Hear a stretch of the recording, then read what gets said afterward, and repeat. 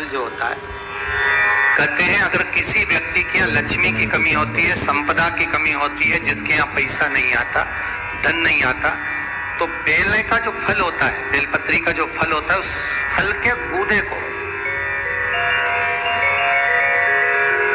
बेलपत्री के फल का गूदा निकाल लो, सुखा लो, गाय के घी में उसको डुबो लो और शुक्रवार के दिन माता लक्ष्मी के लिए अग्नि में आहुति दीजिए।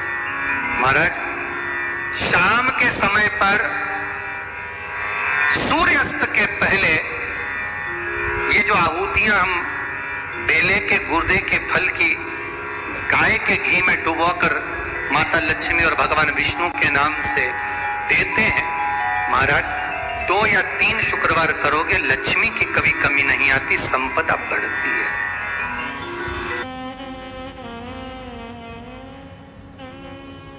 एक राजा के मन में आया कि व्यक्ति जब मरता है तो मरने के बाद उसका होता क्या? उसने अपने नगर में सूचना कर दी सबको कि जाओ, कोई ऐसा व्यक्ति हो जो मुझे बता दे कि मरने के बाद होता क्या है, तो उसको मुंह मांगा धन दिया जाएगा।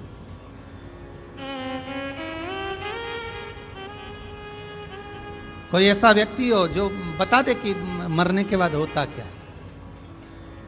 अब कोई भाई बता वही सकता है जो मर गया हो, और मरा हुआ व्यक्ति वापस नीचे आकर तो बोलेगा नहीं कि ऊपर पुण्य मिला कि पाप मिला कि नरक मिला कि स्वर्ग मिला, क्या खाने को मिला, क्या पहनने को मिला, क्या वस्त्र, क्या आभूषण, क्या रतन, क्या माणिक, क्या मोती, क्या प्राप्त हुए, किसको मालूम। पूरे नगर में सूचना दे दी,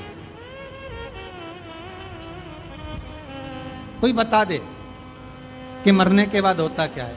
जब व्यक्ति को दफना दिया जाता है, मिट्टी में जब डाल दिया जाता है, तब होता क्या। एक व्यक्ति था बड़ा कंजूस, उसने सोचा चलो राजा से मुंह मांगा धन मिलेगा, अपन ही बता देते। राजा के पास गए, महाराज जी मैं तैयार हूं कि मरने के बाद होता क्या। राजा ने कहा तुम्हें कैसे मालूम? तो क्या मालूम महाराज जी, बस आप एक काम करना, मुझे मिट्टी में दबा देना और 8-15 दिन बाद मेरे को निकालना, मैं सब बता दूंगा कि अंदर हुआ क्या था, दफनाने के बाद अंदर क्या हुआ, मैं सब बता। ठीक है, मंजूर है। राजा ने कहा ले जाओ इसको। लेकर जाने लगे, एक भिक्षुक, एक भिखारी उसके पांव में गिर गया, भैया मुझे कुछ दान दे दो, मेरे को भूख लगी है, कुछ भोजन दे दो। वो बार बार बिलक रहा है, बार बार मांग रहा है, मुझे भूख लगी है, कुछ दे दीजिए, मुझे भूख लगी है, कुछ दे दीजिए। इतना कंजूस व्यक्ति था, उसके पास में खाने का था तो भी नहीं दे पाया। आखिरी में वो भिखारी उसका पीछा पकड़ लिया। जब पीछा पकड़ लिया तो उसने एक पेड़ की सूखी पत्तियां पड़ी थी, उस वृक्ष की पत्तियों को उठाकर उसके कटोरे में डाल दिया, ये ले, ये खा ले। और वो सूखी पत्तियां देकर वो कंजूस व्यक्ति चला गया। खड्डा खोदा गया, उसमें उसको डाल दिया गया, मिट्टी से दबा दिया गया, एक पाइप उसके श्वास को लेने के लिए छोड़ दिया।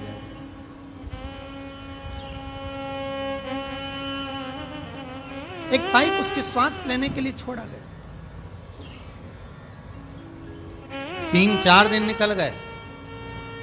5वें दिन एक सांप उस पाइप में प्रवेश करने लगा। अब इसको भय लगने लगा कि अपन तो मरे। बताओ, राजा ने पूछा था कि मरने के बाद होता क्या है, अब बताएगा कौन, अब अपन तो मरने चले। अगर मर गए तो बताएंगे कैसे, और नहीं बता पाए तो धन मिलेगा कैसे, और मरे अलग, करा क्या जाए।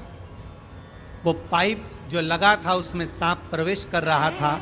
इस व्यक्ति ने पड़े पड़े देखा कि सांप उसमें प्रवेश कर रहा है, पर कुछ सूखी पत्तियां, वृक्ष की पत्तियां उस सांप के आड़े आ रही हैं, सांप को अंदर प्रवेश करने नहीं दे रही हैं, सांप अंदर प्रवेश कर नहीं पा रहा है, और वो पत्तियां उसको अड़चन डाल रही हैं। उस पत्तियां उसके सामने आकर खड़ी हो जाती हैं। सांप फिर आने का प्रयास करता है, पत्तियां फिर रोक देती हैं। सांप फिर आने का प्रयास करता है, पत्तियां फिर रोक देती हैं। 8-10 दिन निकल गए, इसको बाहर निकाला गया। राजा ने पूछा बताओ मरने के बाद होता क्या है? उस कंजूस व्यक्ति ने कहा मरने के बाद केवल इतना ही होता है, हमारे प्राण छूटते समय केवल इतना ही होता है कि जो हमने धर्म करा होता है, जो हमने दान करा होता है, जो हमने भजन करा होता है, जो हमने पुण्य करा होता है, जो हमने सत्कर्म करा होता है, वो हमारे आड़े आकर सामने खड़ा हो जाता है और काल हमारे को ग्रास करने वाला होता है। पर हमारा भजन, हमारा दान, हमारा पुण्य, हमारा सत्कर्म, हमारा स्मरण, हमारा भगवत नाम हमारे सम्मुख में होता है, हमारा कीर्तन हमारे सम्मुख में होता है। कई लोग कहते हैं महाराज जी कि शंकर की कथा सुनने पर तो दुख नहीं आना चाहिए, कष्ट नहीं आना चाहिए। हम भी कहते हैं बिल्कुल नहीं आना चाहिए।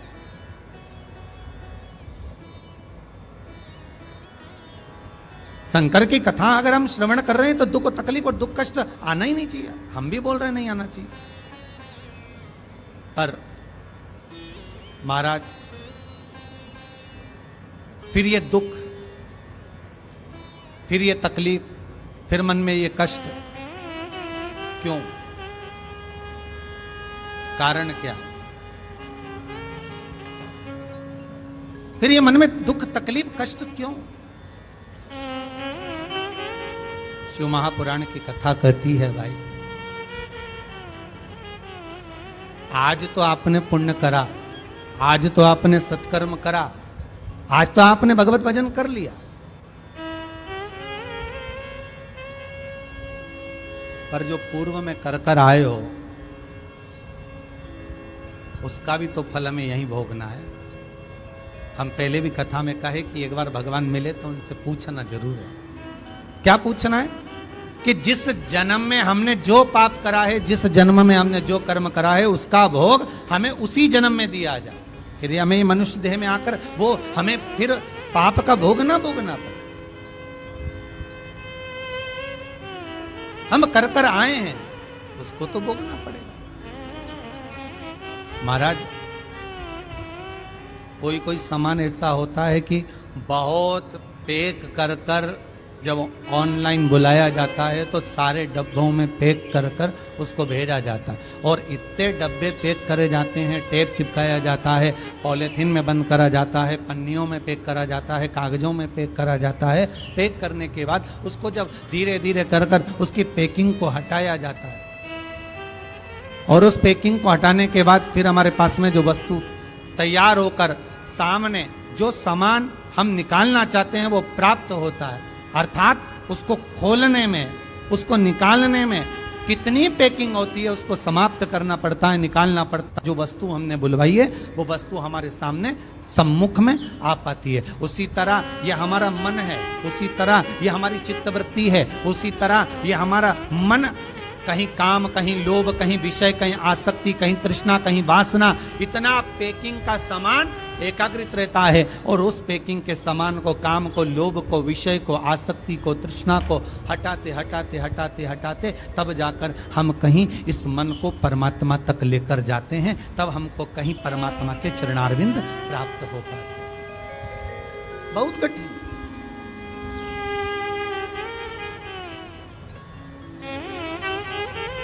रहो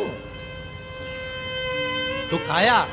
कई लोग कहते महाराज जी हमने शंकर जी का भजन करा है, हमने शिव का स्मरण करा है। आपकी कथा में सुना था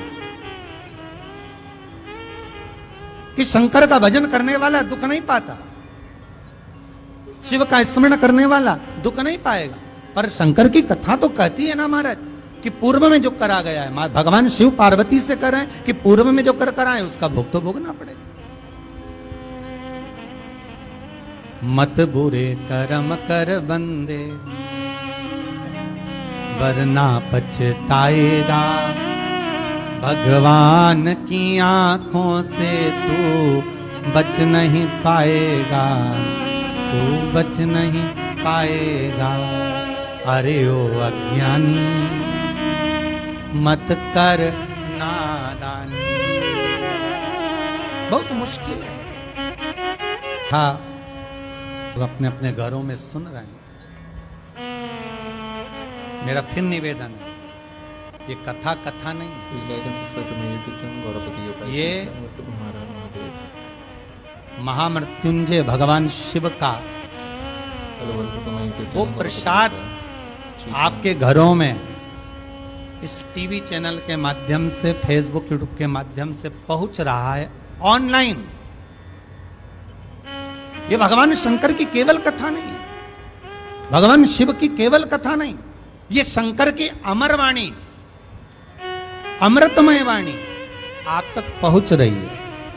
और मेरा आप सबसे, जितने भी श्रोता भाई बहन कथा सुन रहे हैं, उन सबसे निवेदन है कि घर में रहकर इस कथा का स्मरण, घर में रहकर इस कथा का मनन चिंतन 7 दिन घर में बैठकर संपूर्ण परिवार के साथ, और अगर परिवार के लोग भी ना बैठे तो अपनी टीवी की आवाज का वॉल्यूम थोड़ा सा बढ़ा कर रखना, जिससे घर के एक एक कमरे में कुछ पॉजिटिव एनर्जी पहुंचे।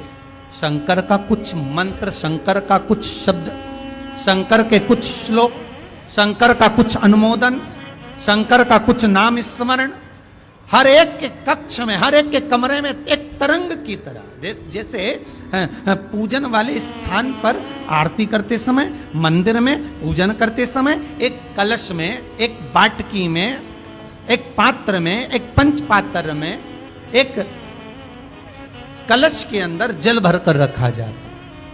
और वो जल भरकर रखने के बाद जब आरती पूर्ण हो जाती है तो आरती पूर्ण होने के बाद सब पर छीटा जाता है। उसको छीटने का कारण क्या होता है? वो जल को छीटा क्यों जाता है?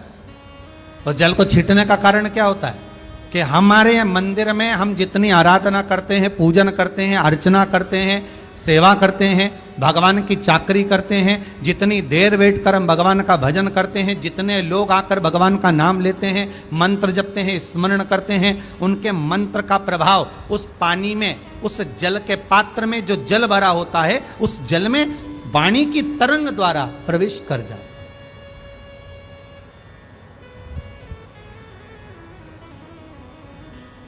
और वाणी की तरंग द्वारा जब प्रवेश करता है तो वो जल इतना पवित्र हो जाता है, इतना आनंदित हो जाता है कि वो जल का छींटा मात्र हमारे कई पापों को समाप्त कर देता है। हमारे कई पापों,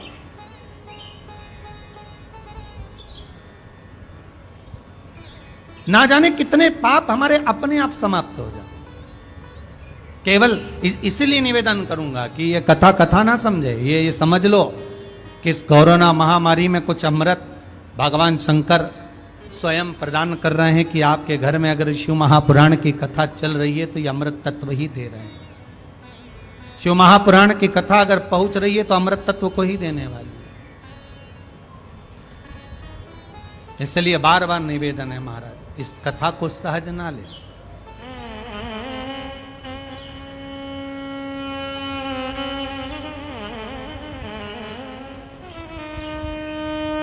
एक मंदिर में एक भक्त रोज जाता है, बड़ा सरल गया, एक लोटा पानी भरा, शंकर जी पे चढ़ा, थोड़ी बेलपत्र लिया है, शिव जी पे चढ़ा, थोड़े पुष्प लेकर आ गए, शंकर भगवान पर समर्पित।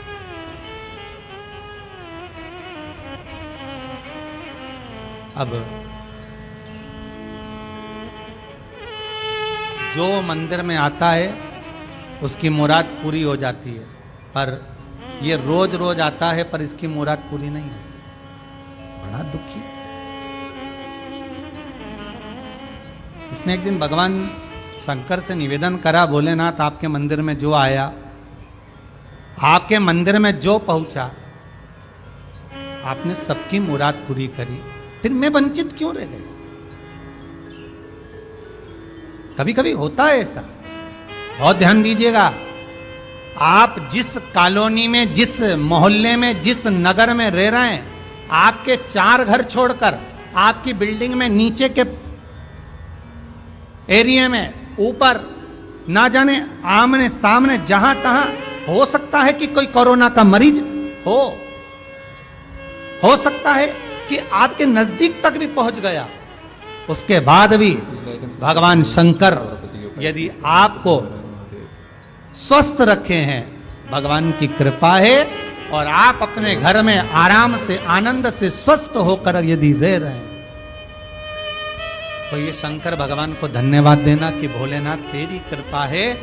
32 दांतों के बीच में जैसे जिह्वा रहती है, चारों तरफ हाहाकार मचा हुआ है और तूने मुझे जिह्वा की तरह बचा कर रखा हुआ है। ये तेरी कृपा है, ये तेरी कृपा।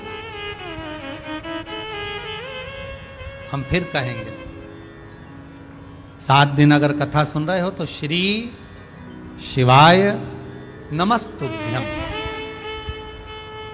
मंत्र को जपते रहो, मंत्र का स्मरण करते रहो, ओम नमः शिवाय जपते रहो, स्मरण करते रहो। और अगर समय मिल जाए तो महामृत्युंजय मंत्र का जाप भी करते रहो। महामृत्युंजय मंत्र का स्मरण भी करते रहो।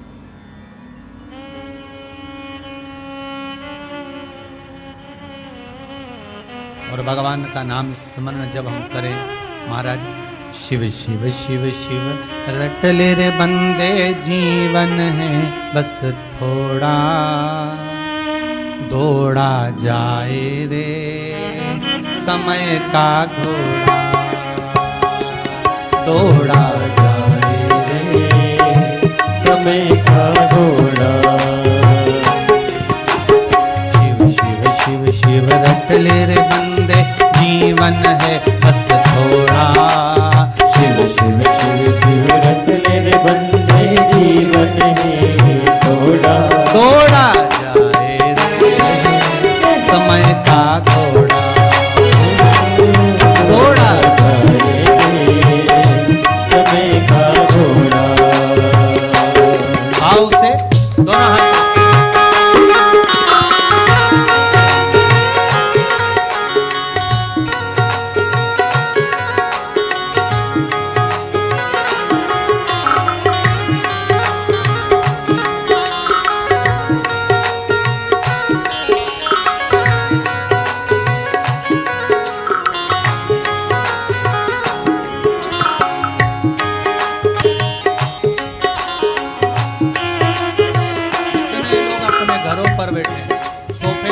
पलंग पर जहां बैठे हो, दोनों हाथों से ताली सेवा देते हो, जय हो।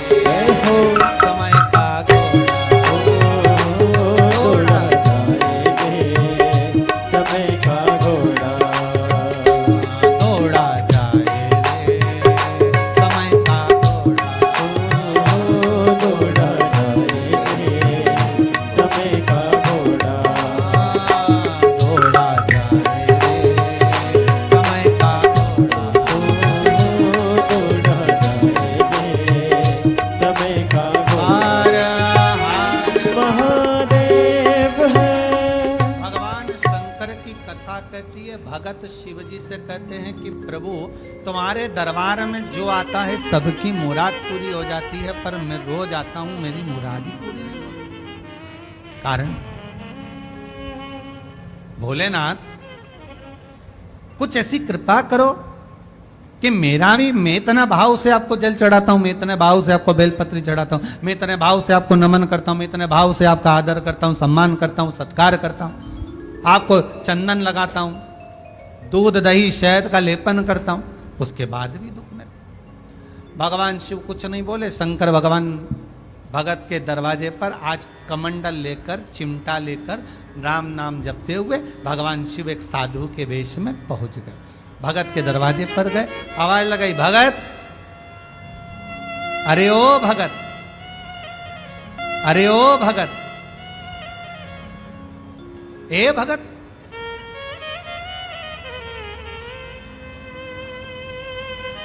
भगत ने दरवाजा खोला और दरवाजा खोल के भगत सामने आया। तुम कौन? शंकर भगवान बोले, मैं शिव। प्रभु दुनिया को वहीं से बैठे बैठे दे देते हो, आज मेरे घर पर आकर आप मुझे देने के लिए आए हो? शंकर भगवान बोले, देने के लिए नहीं आया हूं, भूख लगी है, आज मंदिर में कोई प्रसाद चढ़ाने नहीं आया, इसलिए भिक्षा मांगने आया। अच्छा, चिंता मत करो भोलेनाथ, आज मेरे यहां खीर बनी है और भगोना खीर का लेकर आया। भगवान शंकर ने कमंडल आगे करा, जैसे कमंडल आगे करा तो ये खीर का पात्र लेकर खड़ा। शिव जी बोले, भिक्षाम दे, भिक्षा दो। अब वो खीर का पात्र आगे लेकर जाए डालने के लिए, फिर उसने देखा, फिर हाथ को रोक दिया। शंकर जी बोले, भिक्षा क्यों नहीं देता? अरे भिक्षा तो दे। फिर पात्र भगवान शंकर आगे करे, कमंडल को भगवान शिव ने फिर आगे करा। इसने भिक्षा नहीं डाली, खीर नहीं डाली। शिव जी ने पूछा, आखिर बात क्या है? कमंडल में तो खीर क्यों नहीं डालता? कहा, प्रभु जी गलती है मेरी, एक बात कहूं आपको। भोलेनाथ जी बोले, बोलो क्या बात है? आपका जो कमंडल है ना, अंदर से बहुत गंदा। बोले, बाबा ये कमंडल जो है ना आपका, जिसमें आप खीर लेना चाहते हो, अंदर से बहुत गंदा। इतने गंदे पात्र में, इतने गंदे कमंडल में मैं खीर कैसे डाल सकता हूं? मैं आपको कैसे खीर दे सकता हूं? शंकर भगवान बोले, यही तो मैं तुझे समझाने के लिए आया हूं कि गंदे कमंडल में तू खीर नहीं दे सकता, तो तेरी बुद्धि में जब तक पाप, कपट, छल, बेईमानी, प्रपंच, निंदा, चुगली, इतना सारा गंदगी तेरे पास भरी होगी, भले तू लोटे को ऊपर से मांज ले, कमंडल को ऊपर से मांज ले, बर्तन को ऊपर से साफ कर ले, पर अंदर से अगर गंदा होगा, भले तू मेरे ऊपर जल चढ़ाता है, बेलपत्र चढ़ाता है, धतूरा चढ़ाता है, फूल चढ़ाता है, शहद चढ़ाता है, चंदन लगाता है, धूप बत्ती लगाता है, अगरबत्ती लगाता है, मेरे मंदिर में आकर दिया जलाता है, पर बाहर से तो बर्तन अच्छा है, पर अंदर से अगर गंदा है तो तू खीर नहीं दे रहा। जब बर्तन, पात्र अंदर से गंदा है तो तू खीर नहीं दे सकता, तो मैं तेरे को वर कैसे दे सकता? विचार कर जरा, सोच।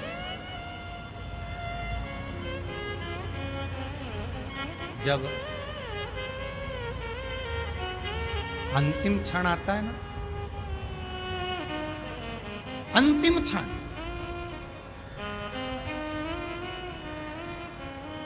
कल कोई कह रहा था सरकार को खूब सारे हॉस्पिटल बना देना चाहिए। गुरुदेव, आपका क्या विचार है? हमने कहा बना दे, मना नहीं है, और हॉस्पिटल कम भी नहीं है, बहुत बनाए, मना नहीं है। पर निवेदन है, हॉस्पिटल बनने से ज्यादा जरूरी है आप अपने बच्चों को इतना प्रबल बनाएं कि इसको हॉस्पिटल जाने की जरूरत ही ना पड़े।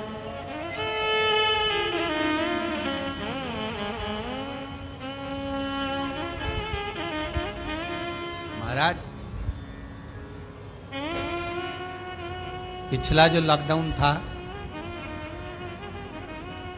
पिछले वर्ष का जो ये कोरोना महामारी जब चली थी, वो असर करी थी बुजुर्गों पर,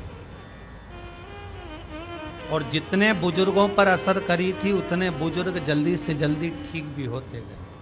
बहुत कम, ना के बराबर पिछले वर्ष लोग शांत हुए थे।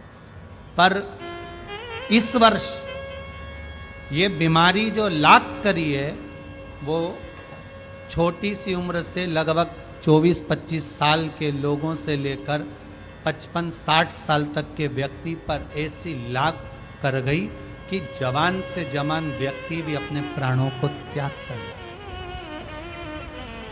अब एक बात जान लीजिएगा महाराज, पुराने लोग घर से बाहर रहकर अपनी जो जिंदगी जीते थे बड़ी मस्त जीते थे, खूब अलमस्त रहना, हंसी मजाक करते रहना, और खूब ये पुराने जो गेम होते थे, कहीं गिल्ली डंडा खेल रहे हैं, कहीं बॉल फेंक रहे हैं, कहीं कबड्डी है, कहीं खो खो है, कूद रहे, फांद रहे, बिल्डिंग से नीचे से, रेतों पर, पानी में, घास में, गद्दों पर बच्चे उचक रहे, कूद रहे। तो इनका जो प्रबलता है, इनका जो बल है, इनकी जो श्वास है, इनकी जो ऑक्सीजन है, वो बड़ी प्रबल रहती। अब आज के बच्चे, छोटा सा बच्चा पैदा हुआ, उस दिन से, जिस दिन से पैदा हुआ उस दिन से तुम उसके स्नेह कर रहे, लाड लड़ा रहे, मेरा प्यारा बेबी, मेरा प्यारा बच्चा, बच्चा कहकर उसको धीरे धीरे अच्छी एजुकेशन की ओर लेकर गए, बड़े बड़े स्कूलों में पढ़ाया, वहाँ पर भी कोई ध्यान नहीं दिया गया, बस पढ़ाया। और बचा कुचा था तो सोचा थोड़े बहुत दिन, अब बच्चा बड़ा हो गया, 20-22 साल का हो गया, जिम जाना चालू कर दिया, और वो एक कमरे में बंद, वो जिम एसी चल रहा है और लोग एक्सरसाइज कर रहे हैं, पाउडर घोल घोल कर दूध में भर भर कर पी रहे हैं, और सोच रहे हैं कि मेरा शरीर प्रबल हो गया, मेरी बॉडी स्ट्रांग हो गई। प्रबल नहीं हुई है, खोखली हो गई, और वो इस कोरोना महामारी में देखने को मिल गया, इसमें देखने को मिल गया। बनाई बॉडी आपने, शरीर बनाया आपने, किसी काम का नहीं बना। जो पुराना बल था, पुराना आनंद था, पुराना खान पीन था, शुद्ध भाव था, वो बच्चे वो आनंद में रहे। और कोरोना जैसी महामारी से भी झगड़ा कर लड़कर आ गए।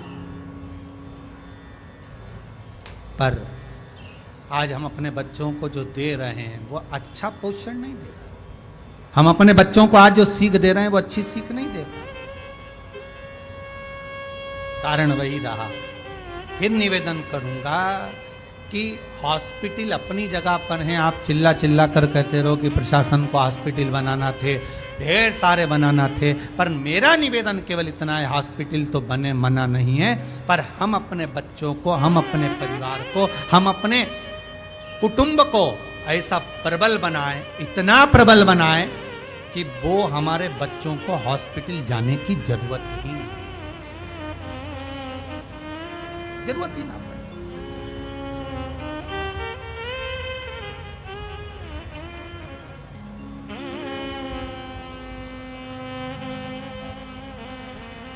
इतना पूरे शहरों में जाकर तो देखिए जरा, मुंबई चले जाओ, पूना चले जाओ, इंदौर, भोपाल, ग्वालियर, झांसी, दिल्ली, बड़े बड़े शहरों में जाकर देखिए, कहीं वन तो मिलेगा ही नहीं। वृक्ष तो मिलेंगे ही नहीं, सब काट दिए और सारे वृक्ष काट दिए। अब ऑक्सीजन की कमी पड़ी, पूरा भारत हिल गया। ऑक्सीजन चाहिए, ऑक्सीजन चाहिए। कथाओं में पहले भी कहते हुए आए थे कि मरते समय व्यक्ति कर्जे में लदा लूम होकर मरता है। हर व्यक्ति जो मरा है वो कर्जा लेकर मरा है। और शिव महापुराण की कथा कहती है उऋण होकर जाना, कर्जे से मुक्त होकर जाना। एक प्रकृति का ऋण हर व्यक्ति के माथे पर रहता है। जब वो मरता है तो लकड़ियों के ढेर पर जलता है।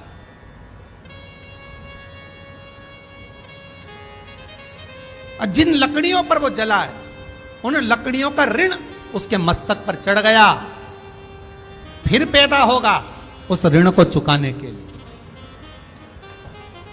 इसलिए आपसे हाथ जोड़कर निवेदन है, मरने से पहले एक वृक्ष जरूर लगाओ, और जिस जगह पर वृक्ष लगाओ उस जगह पर किसी को बोल कर रखो कि इसमें पानी देते रहना भैया।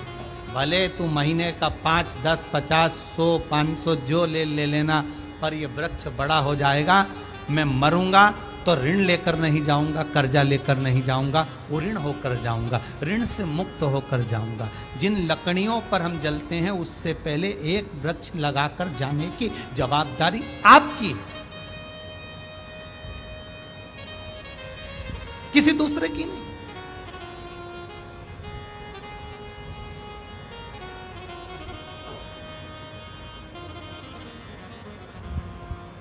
हम जब ये कुबेरेश्वर धाम में बेलपत्री के पौधे लगा रहे थे तो कई लोगों ने कहा महाराज जी इतने सारे बेलपत्री के पौधे, इतने सारे शमी के वृक्ष क्यों लगाना? यहां कोई और भी वृक्ष, ये आप पीपल के लगा दिए, आम के लगा दिए, कहीं छोटे छोटे फूल के लगाओ, गुलाब के फूल के लगा दो पौधे, थोड़े बहुत गेंदा के फूल के लगा दो, थोड़ा चमेली के फूल के लगा दो। इस कुबेरेश्वर धाम में जब अच्छे अच्छे फूल के पौधे लगेंगे तो जितने लोग यहाँ दर्शन करने आएंगे उनको गार्डन का आनंद आएगा। गार्डन की मूलता फूल के पौधे से नहीं होती है हमारा।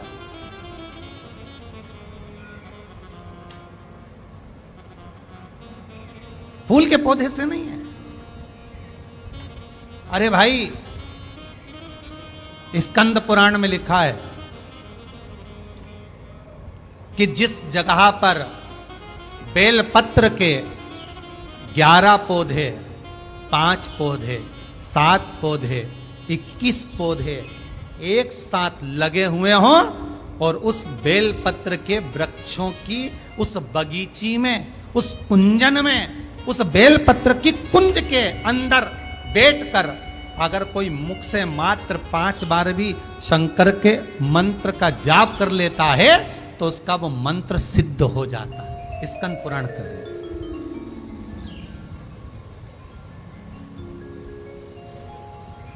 कोई साधारण है क्या? कितनी प्रकृति की महत्वता हमारे यहां शिव महापुराण में कही महाराज जी, कितनी प्रकृति की महत्वता कही।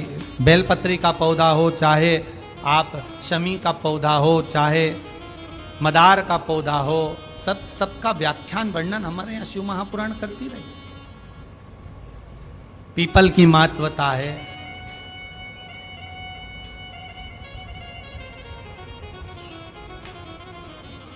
क्यों हमारे हिंदू धर्म में वृक्षों की पूजन कराई? क्यों हमारे हिंदू धर्म में इन नदियों की, तालाब की, सरोवर की, वृक्षों की आराधना क्यों कराई गई? क्योंकि प्रकृति को बचाने वाले, रोग को मुक्त करने वाले, बीमारी को हरने वाले यही होंगे, यही प्रकृति, यही वृक्ष, यही गौ माता, यही जलाशय, यही वायु।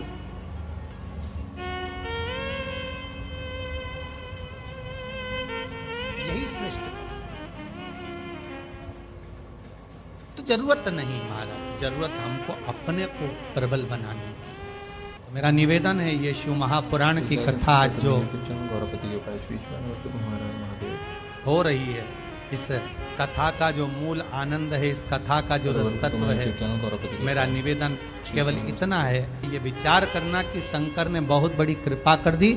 हमारे घर में अगर हम शिव महापुराण की कथा को चालू कर कर बैठे हैं तो शंकर का ही कुछ अमृत हमको प्राप्त हो रहा है, अमृत प्राप्त। जपो, स्मरण करते रहो, विश्वास प्रबल रखिए, भरोसो दृढ़ इन चरण न कैरो, श्री वल्लभ नखचंद्र छटाविन सब जग माही अंधेरो। भरोसा होगा तो भगवान को मिलने में देरी नहीं, भगवान को मिलने में देरी नहीं। शिव पुराण के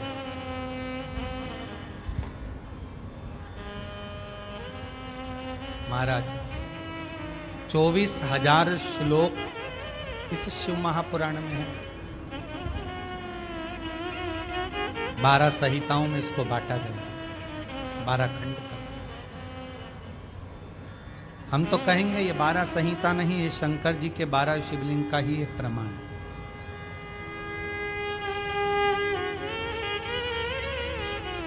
स्वयं शिव शंकर का एक स्वरूप हमारे सम्मुख,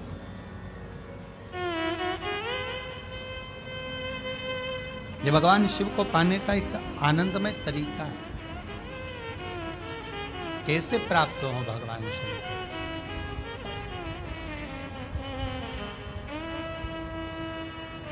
कैसे आया चरित्र, एक सुंदर प्रसंग कहा। एक देवराज नाम का ब्राह्मण है महाराज, और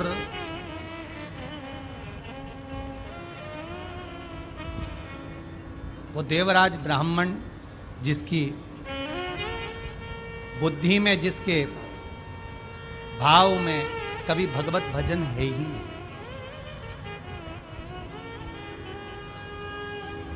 वो भगवान की भक्ति से बड़े परे है। भगवान को लोग याद कब करते हैं?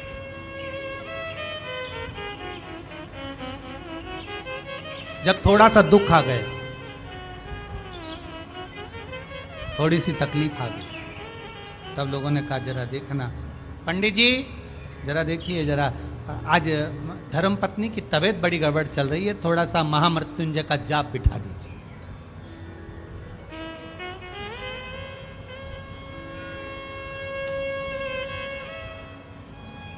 बिठाओ जरा जाप।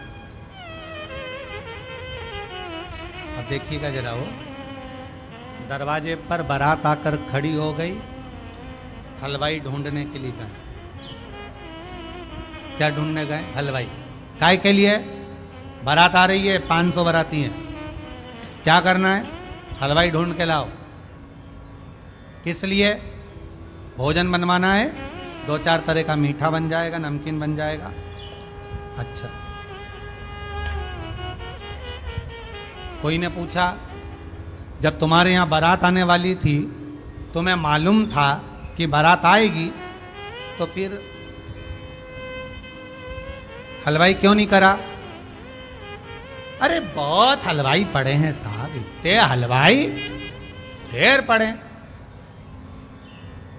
कोई भी मिल जाएगा, मीठा कोई भी बना देगा, 500 आदमी का ही तो है। और बारातियों के भोजन के लिए हलवाई ढूंढने के लिए,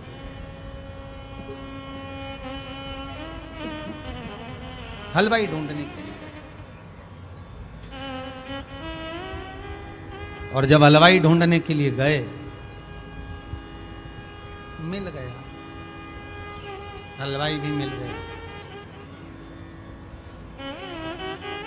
अब इन्होंने कहा साहब काजू कड़ी बना दो। अब हलवाई भी कैसा मिला जरा ध्यान दीजिएगा। काजू कड़ी बना दो। तो इन्होंने अपनी पत्नी को फोन लगाकर पूछा कि कड़ी कैसे बना। हलवाई ने, पत्नी ने कहा एक काम करो, बेसन घोल कर छोका लगा दो और उसमें छाछ, दही, मई डाल दो, ठीक है, और उसके बाद उसमें काजू डाल देना, हो गई काजू कड़ी। यूट्यूब चैनल गौरवपति के उपाय श्री शिवाय। अब जैसा हलवाई ढूंढ के लाओगे वैसी काजू कड़ी बन गई। अब बस जैसा ये विवाह का श्री शिवाय नमस्ते स्वरूप है, वैसा हमारा स्वरूप है। कभी मंदिर नहीं गए, कभी शंकर का अनुमोदन नहीं करा, कभी दिल से शिव को याद नहीं करा, भय से करा है, भय से करा है। किसी ने भय दिखाया, तुम्हारा शनि बेकार चल रहा है, शनि जी के मंदिर पहुंच गए। किसी ने भय दिखाया, तुम्हारा ग्रह नक्षत्र बेकार है, तो शंकर जी के जाप करा लिए। किसी पंडित जी ने कहा तुम्हारा ये नक्षत्र बेकार है, तुमने तुरंत अनुष्ठान करवा लिया। अरे कभी मन करे दिल से, ना शनि बेकार हो, ना राहु बेकार हो, ना केतु बेकार हो, ना कोई ग्रह बेकार हो, तुम्हारा मन कर जाए, पंडित जी फ्री हो क्या? हाँ साहब, महामृत्युंजय कर दो जरा। तब शंकर जी सोचे कि यह वो भगत है जो मुझे केवल विपदा में याद नहीं करता, ये मुझे सुख में भी याद करता है। तो शंकर आपकी विपदा में आपके सामने खड़ा मिलेगा। फिर भले ऑक्सीजन कम भी हो गई तो वो ऑक्सीजन देना चालू करेगा। वेंटिलेटर की जरूरत नहीं पड़ेगी, वो खुद हाथ में उठा कर रखेगा, वो खुद।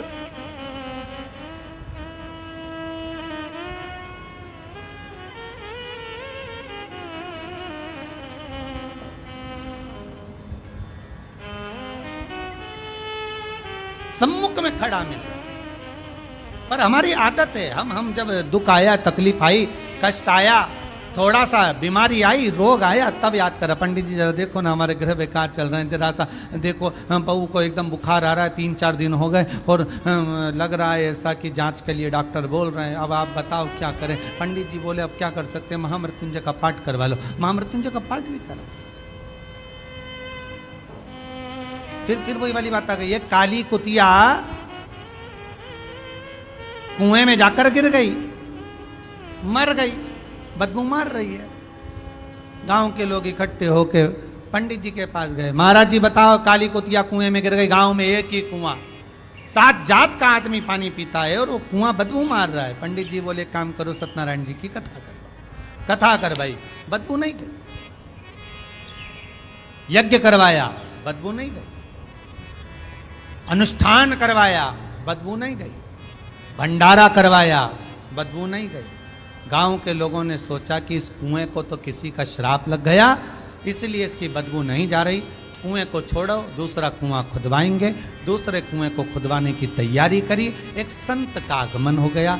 गांव के लोग संत के पास जाकर बोले गुरुदेव, गांव में एक ही कुआं, 7 जात का आदमी पानी पीता है, एक काली कुतिया उसमें आकर गिर गई, बदबू मार रहा है। हमने सत्यनारायण की कथा, यज्ञ, अनुष्ठान, दान, पुण्य सब कुछ करा, ब्राह्मण भोज भंडारा सब कुछ करा, पर कुएं की बदबू नहीं गई। संत बोले कुएं में से कुतिया निकलवाई, बस महाराज यही नहीं करवाई, बाकी का सब कर।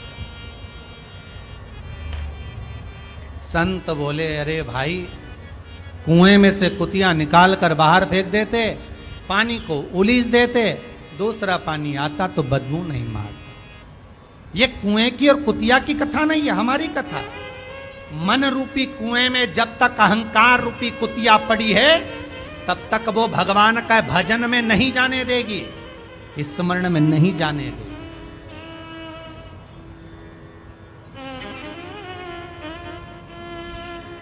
बहुत कहते थे दुनिया के लोग, मैं, मेरा, मेरे पास इतना धन, इतनी दौलत, इतनी संपदा, ऐसी सत्ता, चारों तरफ मेरा नाम चलता है, चारों तरफ। ओ महाराज, चारों तरफ मेरा नाम चलता है, इतने इतने वोट से तो हम जीतते हैं, हमारे पास में यह पद है।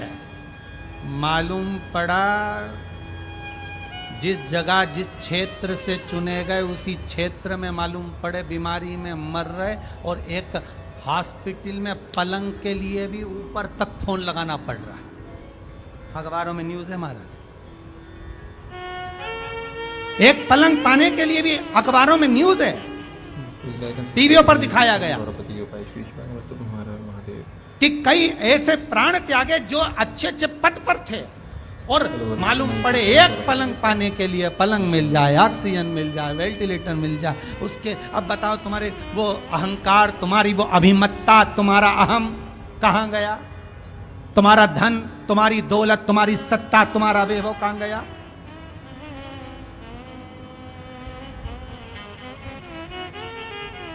कहां गया? सब धरा की धरा, किसी काम का। इसलिए फिर निवेदन है, जो इस दिल से आप भगवान शिव को रिझा लो। जब आखिरी में डॉक्टर भी काम नहीं आते ना, तो डॉक्टर भी कह देते हैं कि अब हमारे हाथ में नहीं है, अब तो वो बैठा है उसके हाथ में है। फिर निवेदन करूंगा, ब्रह्मलोक के देवता हैं भगवान ब्रह्मा, वैकुंठ के देवता हैं भगवान विष्णु, और इस मृत्यु लोक का अगर कोई देव है तो वो देव अधिदेव महादेव है, उसके सिवाय कोई नहीं। उस शंकर को रिझा लो।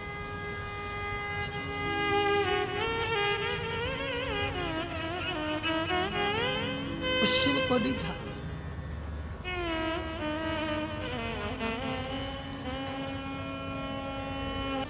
आकाश जी और निशा जी, राजगरिया परिवार को मैं बहुत बहुत धन्यवाद देता हूं।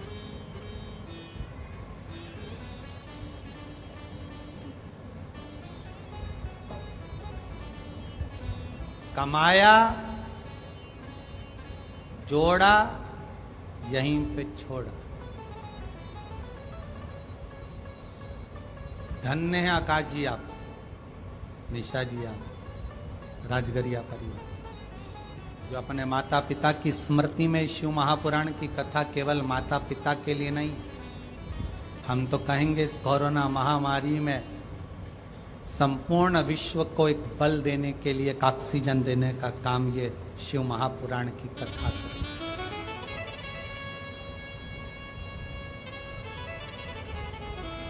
बल दे।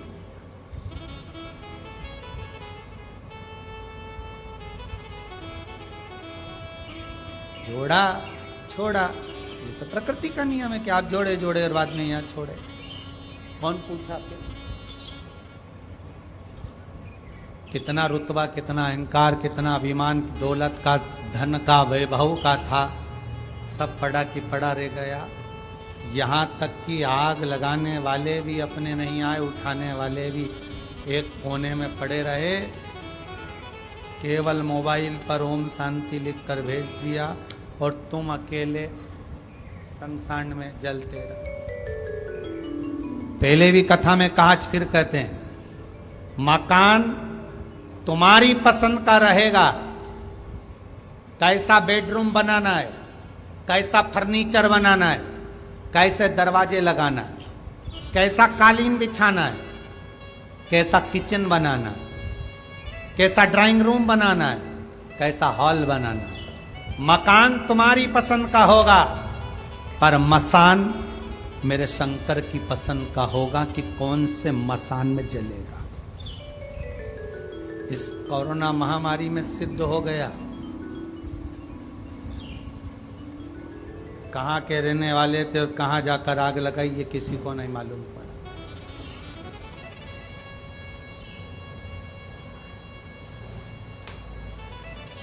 और अभी भी कुछ नहीं गया। फिर निवेदन करते हैं, हर श्वास में शिव है। अगर लॉकडाउन लगा है, तुम्हारा शहर बंद है, मंदिर के दरवाजे बंद हैं, आप मंदिर नहीं जा सकते, आप शहर में कहीं तीर्थ में नहीं जा सकते, आपको कहीं जाना भी नहीं, आपको कहीं नदी स्नान आदि कहीं नहीं जाना। या तो शिव महापुराण की कथा करिए, श्वास श्वास में शिव रमा है। इस श्वास में शिव है तो शरीर है। श्वास में से शिव निकल गया, अर्थात ये शरीर में से श्वास निकल गई, शिव निकल गया, तो केवल शव रह जाएगा। इसलिए निवेदन है, कहीं मत जाओ, घर में रहो, इस श्वास रूपी शंकर का अनुमोदन करो, श्री शिवाय नमस्तुभ्यम का जाप करो, ओम नमः शिवाय जपते रहो, बाबा से प्रार्थना करते रहो, भगवान कृपा कर, कृपा करुणा hello, welcome to my YouTube channel Gauravpati के उपाय। देवराज ब्राह्मण है, ब्राह्मण कुल में जन्मा है देवराज, पर जन्म ले लेना एक अलग प्रसंग है, पर उस मनुष्य देह को पा लेना एक अलग प्रसंग है। मानव का शरीर मिल जाना ये तो भगवान की कृपा है कि मिला है।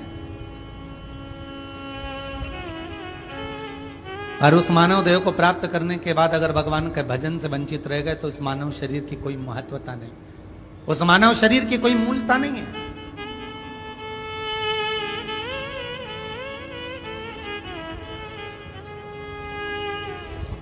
इसी कुबेरेश्वर धाम से जब रुद्राक्ष महोत्सव करा था तो उसमें एक भजन की लाइन कही थी, आए ना आए प्रभु कुटुम कभी,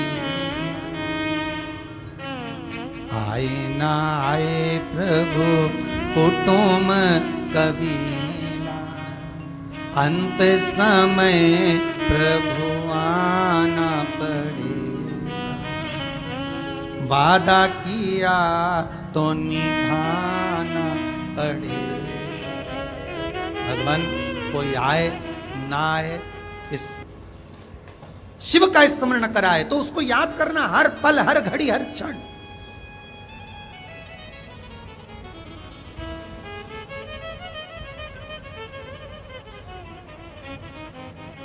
कोई आए ना आए, पर मेरा शंकर। कल की बात है, हमारे छिपरा वाले जवर परिवार में से एक भांजा कल फोन लगाकर बोला ऑफिस में कि गुरुदेव से हमारे एक परिचित हैं इंदौर में, उनके साले बीमार पड़े हुए हैं, 60%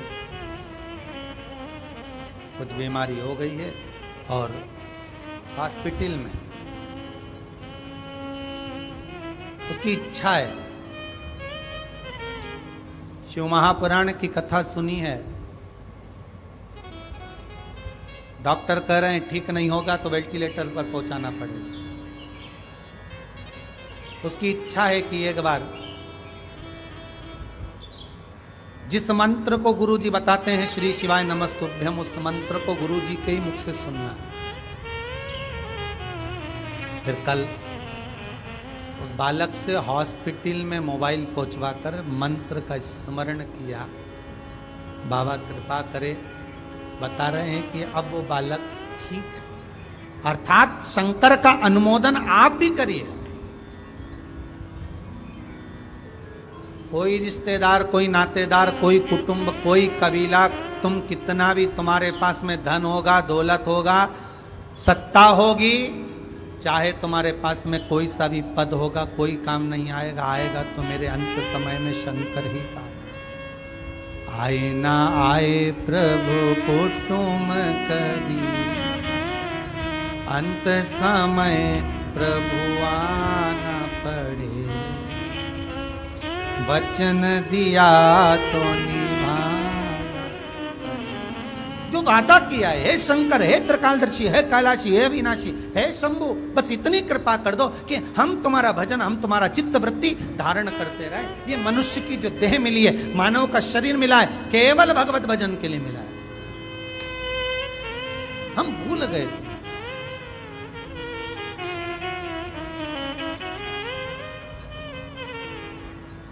प्रतापगढ़ में कथा में कहा था, 5-5 हजार के, 10-10 हजार के सूट मॉलों में, शोरूम में टंगे की टंगे रहेगा।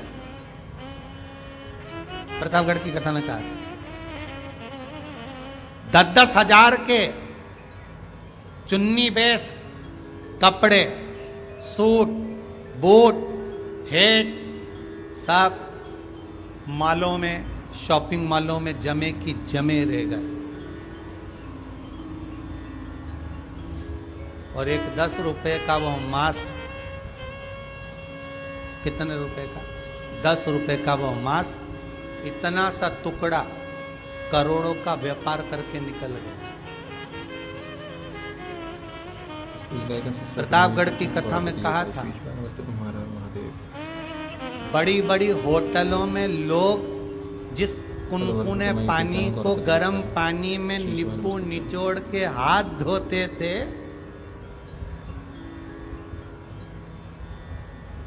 और गंदी गंदी मदिरा का पान करते थे, इस कोरोना महामारी ने उसको भी उल्टा कर दिया। जो पीते थे उससे हाथ धो रहे हैं, और अब जिससे हाथ धोते थे उसको पी रहे हैं, गर्म पानी में नींबू निचोड़ निचोड़,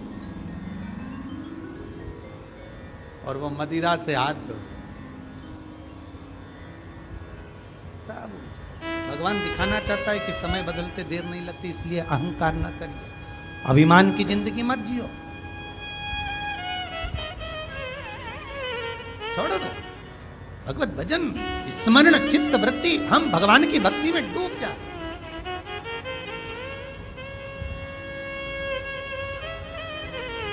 और इस कोरोना महामारी से भी अगर हमारा शरीर बचा हुआ है और भगवान आपको अगर जीवित रखा है तो उसको धन्यवाद देना, साधुवाद देना कि तेरी कृपा से बचाऊं, और ये शरीर, ये मन, सब कुछ तेरा है।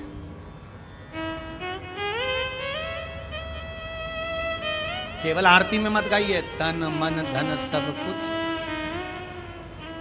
तेरा, केवल आरती में गाते हो, बाकी का समय तो हमेशा कहते रहते तन मन धन सब कुछ मेरा। वो तो एक लाइन और नहीं जोड़ी, नहीं तो वो भी जोड़ देते, पड़ोसी का भी मेरा। ये भी हमको मिल जाए तो कम।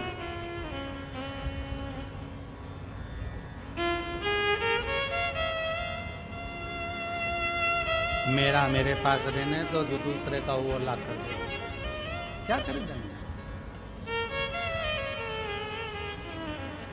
महाराज, सज धज के जिस दिन मौत की सहजादी आएगी, न सोना काम आएगा न चांदी। सब पड़ा। देवराज ब्राह्मण होकर ब्राह्मण कर्म से वंचित, हम अपने कर्म से वंचित ना हो। मनुष्य की देह मिली है, भगवत भजन के मिली है।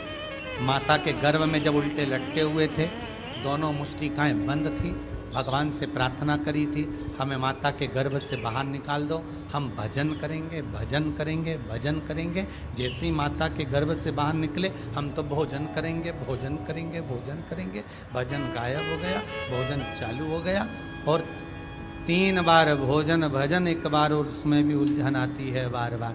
थोड़ी देर रिमोट लेके बैठे ही थे टीवी देखने के लिए, आस्था चैनल लगाया ही था कथा सुनने के लिए। सियोरवाड़ा महाराज आ रहा होगा, आज ऑनलाइन कथा चालू हुई है, उड़ीसा वाले करवा रहे हैं राउकेला से। तो मन में सोचा था रिमोट लेके बैठेंगे, और कथा चालू हुई, आधा घंटा चली, मालूम पड़े ऐसी हवा चली, लाइट ही चली।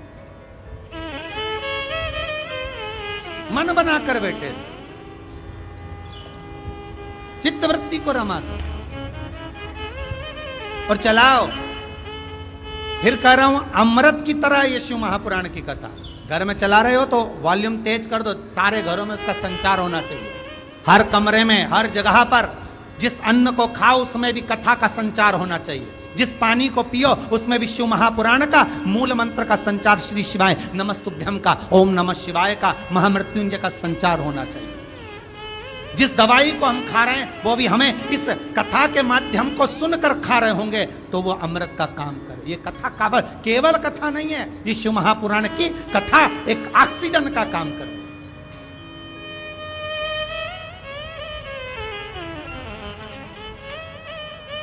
और विश्वास रखकर कहता हूं, जिसने 7 दिन की शिव महापुराण की कथा को श्रवण कर लिया, उसको ना तो ऑक्सीजन की जरूरत है, ना वेंटिलेटर की जरूरत है। बाबा चाहेगा तो वो कैलाश अधिपति शंकर का केवल अगर आपने गुणगान कर लिया, आप उसकी मस्ती में डूब गए, अपने आनंद में डूब गए। मन को, चित्त को इस सारी बीमारी से, व्हाट्सएप से, ये न्यूज़ों से, बीमारियों से हटाकर शंकर में अगर लगा दिया। हाँ, ये जरूर है, पहले दिन कथा में मन लगाना थोड़ा कठिन पड़ता है, क्योंकि पहले दिन तुम्हारी भी आदत थोड़ी ना रहती है 3 घंटा कथा में बैठने की, है।